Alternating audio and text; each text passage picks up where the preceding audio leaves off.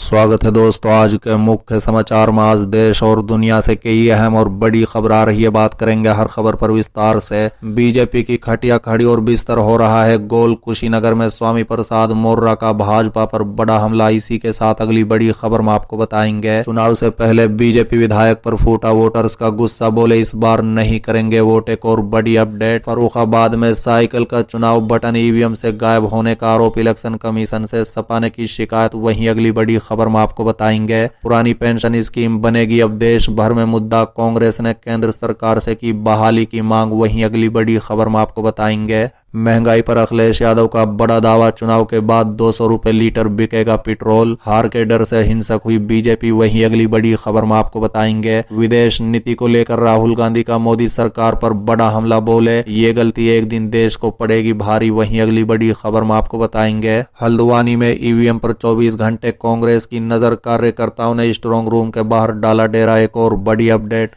EVM को लेकर PM Modi की टिप्पणी पर सपा नेता डिंपल यादव ने किया पलटवार, बताएंगे क्या कहा। एक और बड़ी अपडेट, युद्ध के बीच पटरी पर लौट रहा है शेयर मार्केट, 1000 से ज्यादा अंकों से उछला सेंसेक्स। तो चलिए देख लेते आज की पहली बड़ी खबर। बीजेपी की खटिया खड़ी और बिस्तरा हो रहा है गोल। कुशीनगर में स्वामी प्रसाद मौर्य का भाजपा पर बड़ा हमला। दरअसल दोस्तों, उत्तर प्रदेश में आज 27 फरवरी को 5वें चरण के लिए वोटिंग हो रही है, लेकिन इससे पहले योगी सरकार में कैबिनेट मंत्री रहे कुशीनगर के फाजिल नगर से सपा प्रत्याशी स्वामी प्रसाद मौर्य ने अपने विधानसभा के ठंडी बार में जनसभा को संबोधित किया। बता दें कि इस दौरान वो योगी सरकार पर जमकर बरसे। केंद्र और यूपी सरकार पर हमलावर स्वामी प्रसाद मौर्य ने बीजेपी पर दोहरा चरित्र की पार्टी होने का आरोप लगाया। उन्होंने कहा है कि बीजेपी जो भी कहती है उसका उल्टा ही करती है। स्वामी प्रसाद मौर्य ने तंज कसते हुए बीजेपी पर सबका साथ, सबका विकास और सबका विश्वास का नारा देने का आरोप लगाया। उन्होंने कहा है कि जिसने भी बीजेपी का साथ दिया पार्टी ने उसका ही नुकसान किया। साथ ही सपा प्रत्याशी ने बीजेपी पर विश्वासघात करने का आरोप लगाया। योगी आदित्यनाथ पर निशाना साधते हुए स्वामी प्रसाद ने कहा है कि रोजगार के नाम पर नौजवानों को नौकरी नहीं मिली बल्कि पुलिस की लाठियां खानी पड़ी। बीजेपी पर हमलावर स्वामी प्रसाद मौर्य ने कहा है कि योगी सरकार में कोई परीक्षा पूरी नहीं हुई, या तो पर्चा खारिज हो गया या भ्रष्टाचार के भेंट चढ़ गया। बता दें कि स्वामी प्रसाद मौर्य ने तंज कसते हुए कहा है कि योगी बाबा के पापों का घड़ा भर गया है और 10 मार्च को ये घड़ा फूट जाएगा। उन्होंने कहा है कि सबका साथ, सबका विकास की बात करने वाले 2080 की बात कहां से आ गई।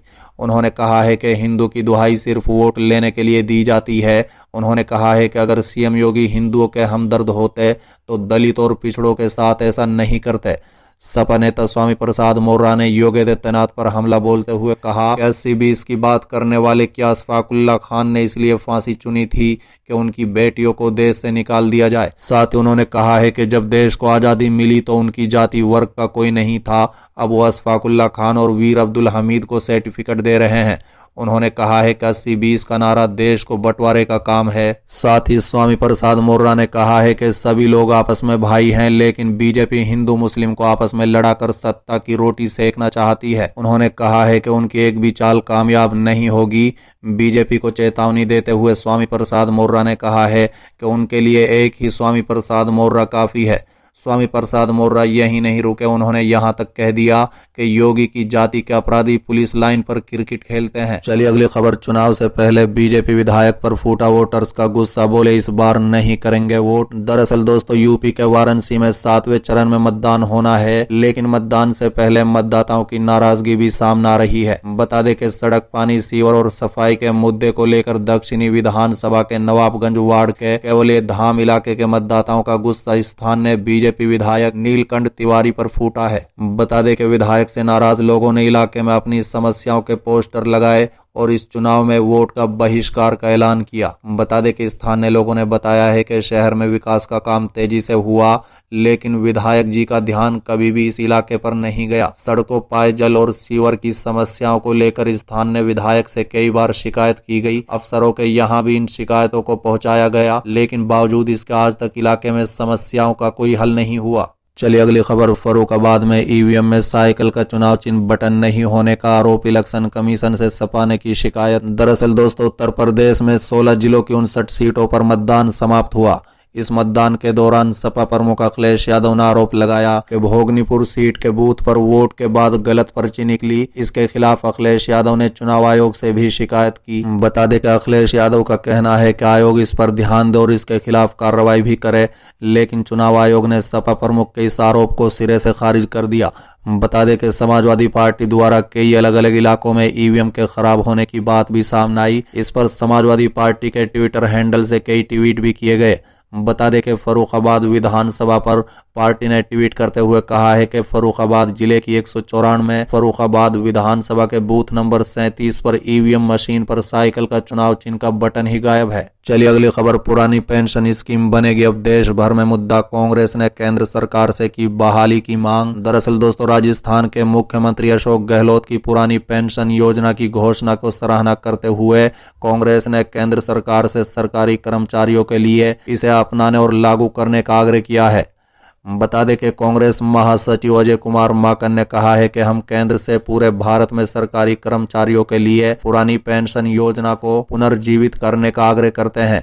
ये योजना कांग्रेस पार्टी द्वारा शुरू की गई थी। साथ ही कांग्रेस ने कहा है कि सरकारी कर्मचारियों को समझना चाहिए कि कांग्रेस ने हमेशा उनके हितों की रक्षा की है और इसका एक उदाहरण राजस्थान में अशोक गहलोत जी का निर्णय है।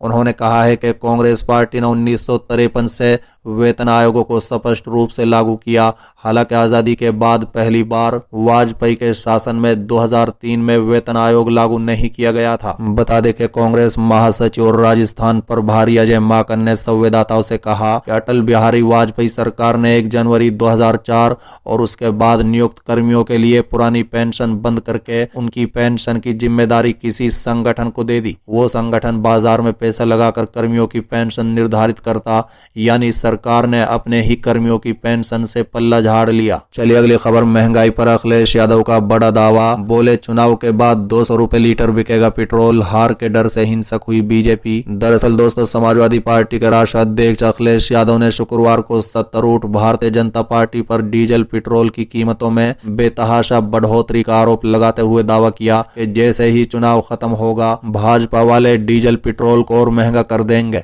बता दें कि बहराइच जिले के पयागपुर विधानसभा क्षेत्र के पतोरा मोड़ पर सपा उम्मीदवार मुकेश श्रीवास्तव के समर्थन में आयोजित जनसभा को संबोधित करते हुए सपा प्रमुख ने भाजपा को जमकर खरी खोटी सुनाई। उन्होंने कहा है कि जब ये भाजपा वाले सरकार में आए तो इन्होंने डीजल पेट्रोल इतना महंगा कर दिया कि हमारे गरीब भाइयों की गाड़ी भी नहीं चल पा रही है, किसानों का ट्रैक्टर नहीं चल पा रहा है। उन्होंने कहा है कि याद रखना, मैं कहकर जा रहा हूं और अखबार में भी लिखने लगे हैं कि जैसे ही चुनाव खत्म होगा भाजपा वाले पेट्रोल भी 200 रुपए लीटर कर देंगे।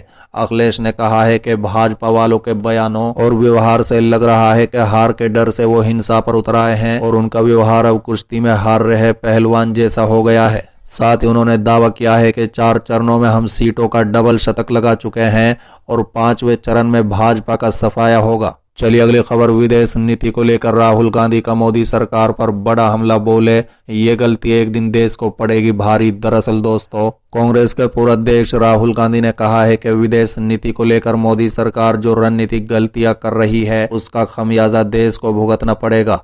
राहुल गांधी ने ट्वीट कर कहा है कि इस सरकार की रणनीतिक गलतियां बहुत महंगी साबित होंगी।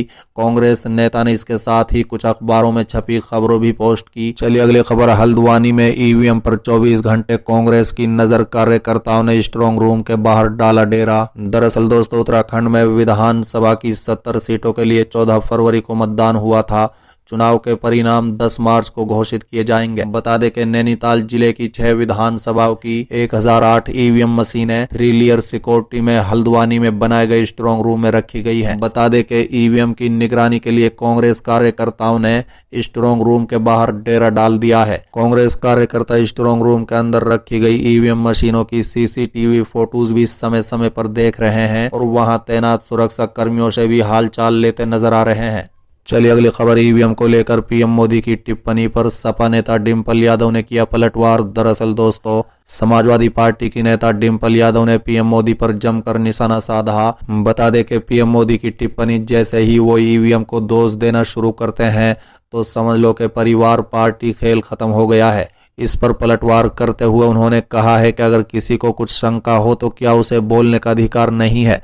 डिम्पल यादव ने पीएम मोदी पर निशाना साधते हुए कहा है कि अगर किसी को कुछ शंका है तो क्या उसको बोलने का अधिकार नहीं है? ये लोकतंत्र है और अगर उन्हें लगता है कि ईवीएम के साथ कोई समस्या है तो उन्हें ये कहने का अधिकार है। साथ ही बीजेपी पर निशाना साधते हुए डिम्पल यादव ने कहा है कि जनता जुल्म वाली सरकार हटाने को तैयार है। इसके साथ ही डिम्पल यादव ने कहा है कि सपा की कथनी करनी में कोई फर्क नहीं है।